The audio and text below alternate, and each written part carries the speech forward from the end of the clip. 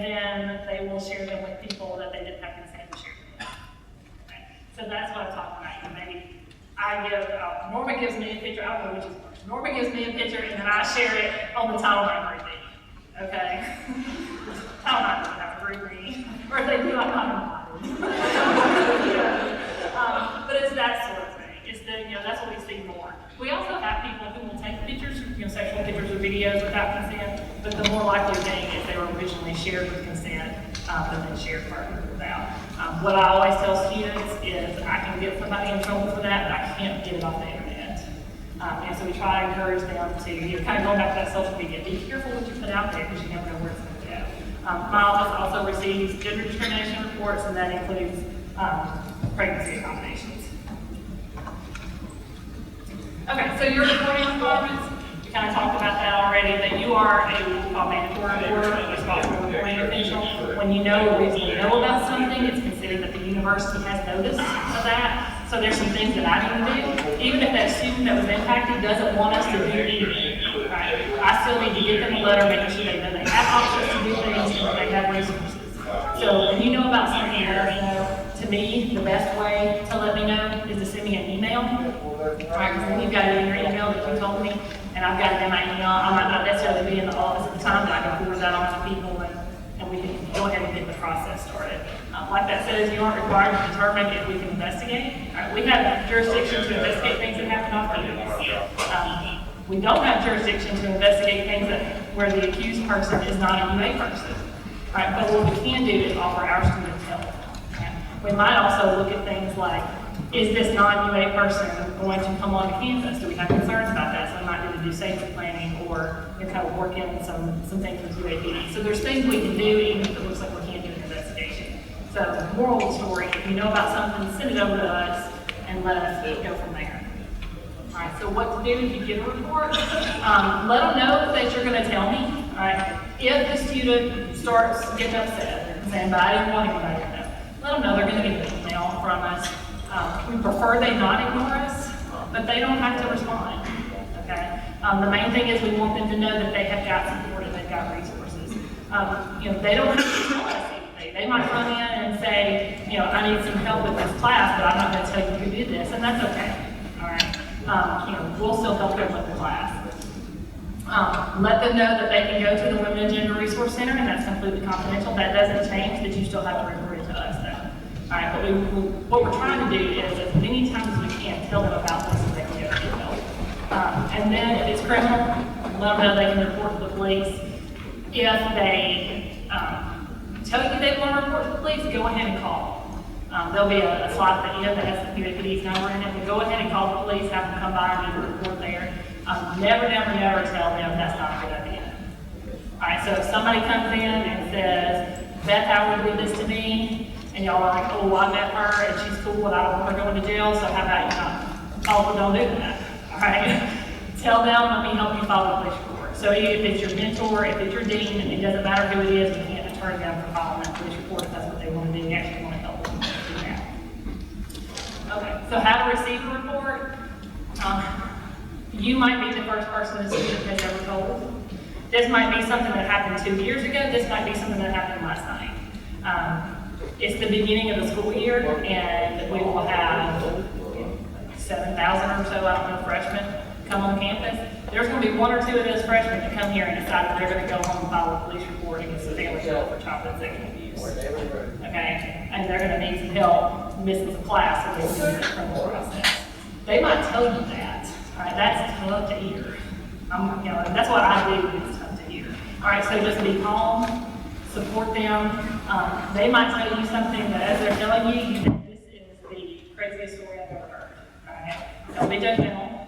Just take what they say and pass it along to us. It might be their parent contacting or a friend. If it is, make sure you get their contact information, because if we can't get up with that student, we might need to follow up with the parent or a friend to see if they're taking BD safety concerns, things like that. The Women and Gender Resource Center has a training that they put on. You can get to it through the Safe Center. I think you got to go to the Safe Center website. For Harper training, you go to the HR website and sign up. They do about once a month. They'll have a session, and that entire training is how to support a student when they come into a year out of a traumatic situation. So that's a really good program if you're able to do that. So we talked about that a little bit. How to report, you can shoot me an email. We have a general top line email. Any top line staff member, you'll get a little bit of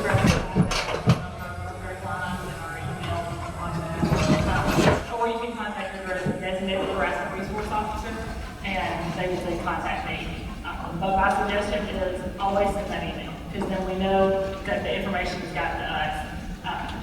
I don't know how familiar you are with the whole Penn State and Jerry Sandusky situation, but a custodial employee saw some things happening. That custodial employee told their supervisor. The supervisor never got it to the people on the non-athletic side of the house. So y'all know if you email me, you got it to the right place, and you don't have to worry about whether it got up to me. So that's my suggestion. If you want to copy your harassment resource officer on that email, that's great. But make sure you're getting it to the top line office. Confidentiality versus privacy. There might be a student that tells you, I told you this in confidence, you can't be a confidential resource. But like I said, just reassure them that they're going to get they're going to get an email from us. They're going to have options. I will tell you, unless there is a campus safety issue, meaning I got a report and I've got 2 more reports about this person and there are some serious violence concerns and we're afraid that there are other people on campus that are going to be harmed, we're not going to move forward unless the complainant, that's when the college agent wants us to. Alright, so keep that in mind. That's what we're looking for, is some communication from them first. Alright, so classroom discussions. You might be teaching a class where people might disclose stuff, okay? And if that's the case, disclosing within a classroom discussion does not, click the mandatory or trigger the mandatory reporting requirement, right? But what I would like for you to do is still make sure that, you can always report. You said this, I've had people email, English papers to me, say this was turned in, all right? We send that same email, all right? But you can always report, but if you would prefer, since it's a classroom discussion, you can let them know about resources, or you can email me and say, this was said during a classroom discussion. I have drafted emails and put attachments on there that you can send to your student, and they have all the information that they would have got, had they reported to us. So, like I said, the main thing for me is making sure that they know about those 3 resources. Right, that can be academic assistance, housing. If you have a student that lives off campus that has some safety concerns about staying in their house, we can get them on campus. It's usually 3 to 5 days, and I can extend it if we really need to give them time to figure out what they're going to do about their living situation. Apartment complexes in Tuscaloosa are not super friendly, but they might let you move to another unit within their complex, which would be helpful if they're afraid that somebody goes within the apartment. So we want to try to help with things like that. We have a domestic violence law clinic that can help students with protection from abuse orders, as long as they're not trying to get it against another student, okay? But they've got resources like that that we can connect with. Let me get my radio. Alright, this is how you're probably going to hear from us. You're going to get an email. It'll either be from me or Megan Brigette in my office, and it'll basically say that this person's enrolled in class, they reported something, and we try as much as possible. It's a little different from ODS. So ODS is going to tell you going forward. Hey, hopefully, We're going to say things like, they missed class on this thing, okay? And they need to deal. Sometimes it's a situation where they missed class this week, okay? But we try to, make it as specific as possible. I don't give information about what they reported. If you feel like you need that, give me a call. All right? If you have a question, give me a call. If you notice up there, I'm going to copy your harassment resource officer for your college. The reason I'm doing that is to keep it on you.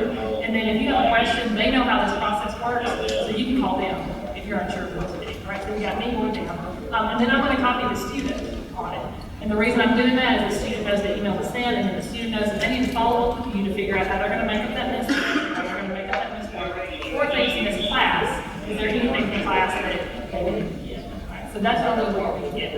If you have a question or a concern, there have been situations where there I'm saying they missed class on July 27th. Well, maybe you're looking at your roster and like, well, they also missed class in June, like all of June, and all before July 27th.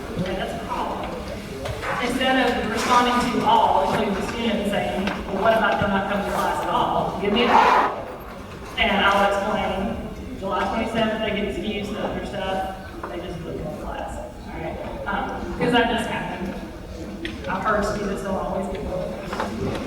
All right, so typically what we're trying to do is they might need an extension, they might need to retake a test, we can't penalize them. So it normally would be a 20% penalty, in these cases we can't. I will say what's normally happening here, when I give you the date, it's because they were sexually assaulted and were at the safe center all night and they just came to class the next day. Okay? Or there was some kind of domestic violence incident and they were with the police. Or they came to report to us. You know. So normally there is some kind of event that we're going to do in their class. Sometimes it is mental health concerns, right? And we need to see if we can get them to talk to the counselor if there's a meeting concern like that. We don't normally specify time frames because I have no idea. But you can, all right? They just have to be reasonable. If they missed a test and you need to do a makeup test, you can change the test, but it's got to be similar and difficult, right? We had a person that was supposed to do a 5-minute demonstration, wasn't able to make it, and the makeup work for that was a 20-page paper, not the same, all right? So we had to go back and say, that's not the same. I mean, figure something out, but, you know. But most of the time, I'm going to tell you, y'all are great, and I appreciate it. This is not even a worry with you because y'all are always working with our students. Right. So you'll get this. This is just more information about resources, things such as that. You'll also have to do training, so you'll be getting that. I think that's not so pregnancy accommodations. This is a little bit different from ODS. Pregnancy is considered a temporary disability under the law, so we are required to provide certain accommodations. They have to be reasonable accommodations that is in ODS, and it can't fundamentally change the program. But sometimes we do have to go back. Right? So, for instance, if we have a student that has missed a couple weeks of class and then she finds out she's pregnant, we realize, oh, that's why I was sick today. All right. So we're going to go back and try to help make up that work. Right? The law says we cannot penalize them for their absences. If the absences become excessive and they're not getting from the class what they need to get from the class, then we need to regroup and figure out what we're going to do, because we're also not just going to push them in class. Right? Most of our accommodations involve somebody giving us a call and saying, my baby's due in November. Is there a way that I can maybe take my test early? Okay? So we'll reach out to the professors and let them know this is what that student's thinking. Can they take their test early? Or if that's not possible, can they get it incomplete? And when they're medically able to do that. You can't require a doctor's note for certification of fitness unless you're doing that for everybody. So if you're teaching a chemistry lab and you're really concerned about their pregnant students in your chemistry lab, you can't make them go to the doctor and get a fitness note unless you're having everybody in the class do it. What you can do is say, hey, if you have any concerns, let me know and we'll see if we can modify some of the experiments or something like that. Or let me get you in touch with the Title IX office. Okay.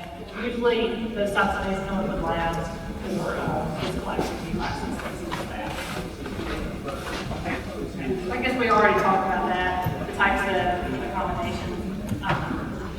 Usually, not pregnancy accommodations are sexual misconduct accommodations are usually kind of emergencies and sometimes right? So keep in mind those will be the two different things that you'll get from the Title IX office.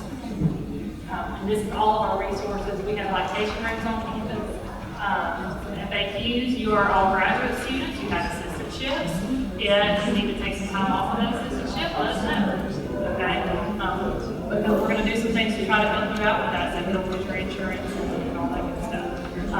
We've got a graduate school parent support. I don't know where Tyranny is, but they have some great programs. Take advantage of that. Y'all got a lot going on, and if you've got kids, you've got a lot more going on, so use those resources. Okay, so the consensual relationship policy. It's a long policy. I'll summarize it and don't date your students. Okay, don't date students that you might have next semester.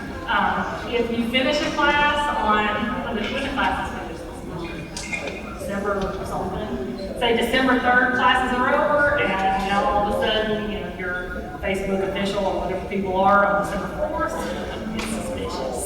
Okay? So be careful with things like that. If you have a supervisory role for someone, you cannot be in a romantic relationship with them. And a romantic relationship does not have to consist of normal dates. Okay? I'm going to define that very broadly. If you are already dating somebody and they need to take your class, that's how it works. Let somebody know. All right. We might be able to get them in a different section of the class, or we're the only one teaching that class. We might be able to do something where someone else is grading the paper. Yeah, because I'm a professor and Norma's in my class and we're dating and she makes an A. What do you all think? All right? Yeah, A plus. All right? Or if we break up and Norma makes a C when she should have got an A plus, what does Norma think? All right, so it doesn't just impact the people that are in that relationship, it changes the view of the other people in the class, and you don't want to have that reputation either. I was about to ask you a question. Everybody got it. Child protection.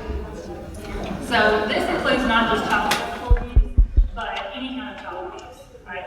As a state employee, you are required to report this to the UAPD. This will be the only thing that I can think of, and I might be wrong, that triggers a report, a mandatory report. So if you know abuse, you've got to report that. They've got on their website, they've got a form you can fill out. You have to either call the officer out to you or go to their office, which is on Jackson Avenue. Like I mentioned, we're going to probably have a couple of students come in and tell us about childhood abuse. We're going to have to report that to UAPD. Okay? What UAPD would do at that point is contact wherever that student was from, see if it had been reported. Sometimes, if the student's over 18, they will, when it's reported, they'll contact the student first and say what he wants to do. But we have to report that. In Alabama, the age is 17 or under. Okay, so it's under the age of 18. You might have people in your class that are. Okay, so Code of Student Conduct. This can really be your friend. The Office of Student Conduct, as you're going forward, Todd Boris is the director. They are very helpful. They have a website. So my sexual misconduct part fits into the Code of Student Conduct, but they cover a lot of other things. They cover alcohol offenses, they cover hazing, general harassment, that's not of a sexual nature, weapons, firearms, things like that. They have a reporting form online, so you can just go online and make the report to them, or you could give Todd a call and let them know that you need to make a report. Now, if there is someone that, there's a classroom discussion, and that classroom discussion is getting a little heated, try to handle that yourself, okay? But if it continues after that, maybe you need to let conduct know, all right? Maybe it's something that's a disruption of class. If you tell that student, hypothetically, a student may or 10 minutes. Hypothetically, a student may or may not have played music really loud last semester during class, okay? The professor said, cut it out, stop, you're disturbing other people. Student came back in, did it again, all right? At that point, let conduct know, all right? Because they can bring the student in and bring charges against them for making a disruption. If you have concerns about, weapons on campus, things like that, for sure let them know, let UAPD know. Right? I don't know if anybody from UAPD is going to talk to y'all, but they are an on-campus police force that have the rights of all and the responsibilities of all police forces. They're accredited, but they can also help with just general things. Right? So they're like a softer police force, I guess. Rely on them. They have people that are assigned to your different areas. Figure out who that is. They can be a good resource for you. So some of the things that student conduct does, harassment of a non-sexual nature. If you have a student come to you and say that they're not coming to class because they're being harassed in class, for whatever reason, let conduct know. All right, it might be something that they can look into. They do things that, and our office does as well, like no contact orders. It's pretty. If you tell a student, if you talk to this other student anymore, you might not get to go here. That usually works, right? Because they would rather go to school here than keep harassing that other student. So there's things that can happen that can make that classroom environment better for you if you need them. Threatening behaviors, for sure, let them know. All right, the UAC website. So about 5 or so years ago, Dr. Bonner was the president, and she said she wanted a place where you could go to find out how to report all sorts of stuff. And at the very end of this, because I'm afraid I'm going to mess up the slideshow, I'm going to hit that website and I'll show it to you. But it's got videos for bystander intervention training. That's something that we're going to try to focus our students on a little bit, like being aware of risky situations, identifying things that they can do in a safe way to intervene, contact information to how to report, all of these different things. So we'll come back to that if we've got time. Okay, so academic freedom. I feel like I've stood up here for about 40 minutes and told y'all all the stuff you can't do, okay? But you have academic freedom. And like I said, with the, hostile or with the free speech, when that speech or that conduct becomes hostile or abusive or threatening, that's when the academic, it kind of butts up there. So this was a case that Norma had found, so I stole it from her PowerPoint from last year. So you had a professor suspended from teaching. There was a previous warning. Okay, so you're probably going to get warned before you're ever taken out of the classroom. All right, probably, not always. But they were discussing sexually explicit literature, and that professor expressed his own sexual, and I'll use escapades. All right, don't do that. It actually happens about once or twice a year. The kids really don't want to know. They don't want to hear it. And then sometimes it encourages some of the other students to talk about their sex lives, and there's going to be students in that classroom that are so uncomfortable, but they don't feel like they can say anything because you're their teacher. All right, so what the Sixth Circuit said was they're a captive audience. They should be taught. If it's germane somehow to the classroom material, that's different, but that's going to be the question that we ask. All right, so you told the students, Beth, you told the students about your, crazy whatever last Saturday night. How did that apply to your math class? All right, so that's what I'm gonna ask. Don't make me, I'm uncomfortable when I do it. But that's the whole point of that. They're there to learn, they're there to learn about the material. We want you to have those good relationships with your students, but some of the things do cross the line. So it must be germane to the course content as measured by those professional standards. Okay, so here's the UA policy on classroom speech and academic freedom. It reaches a hostile nature if it unreasonably interferes with the student's academic performance. All right. It's regarded as non-professorial speech, or it lacks the pedagogical purpose, or is not germane to the academic standards. All right, so just keep that in mind. If you're going to talk about things that would be considered sexual in nature or hostile in nature to some students, or any of those protected categories in nature, make sure that it is germane to what you're talking about. All right, 5 minutes left, good deal. All right, so Clery Act reporting. You're not a CSA, meaning I just lost the word. Campus Security Authority. You're not a Campus Security Authority unless you're an advisor to a student group, but that doesn't mean that you can't report if you want to. All right, so things like sexual misconduct, you have to report those to me. I am a Campus Security Authority, so I will report them to the police. Okay, but what that does, the Clery Act, it requires certain campus security authorities to report crimes that happen on campus or in the fringe area. And that includes things like sexual assault, regular assaults, dating, domestic violence, stalking, some alcohol offenses, murder, things such as that. Y'all didn't know that murder would be brought up a couple times today. But it requires the reporting of things like that. And you can actually go on UAPD's website and pull up the report, and you can see the crime statistics. Those do only encompass things that happen on campus. So the actual numbers of things that are happening to our students are more, okay, because most of them don't live on campus. But that's a good way to kind of look at it and see, what is security like on UA's campus. And we're actually a pretty safe place. Okay, so general tips. When in doubt, report it. If you don't know if you should report it or not, go ahead and report it. No one is ever going to go back and say, I hate that you reported that. All right, we want to know, because even if it's something that we don't need to do anything about, it helps us. My office also monitors trends of things, so you might even give me a call and say, I overheard some people talking in the Ferguson, dining hall about they thought they were drugged at a party last night, and they said that they were at this particular fraternity house.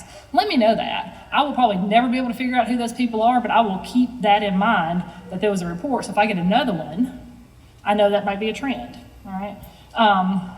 You know, Vanessa talked about this, but integrity helps a lot if you're able to do that.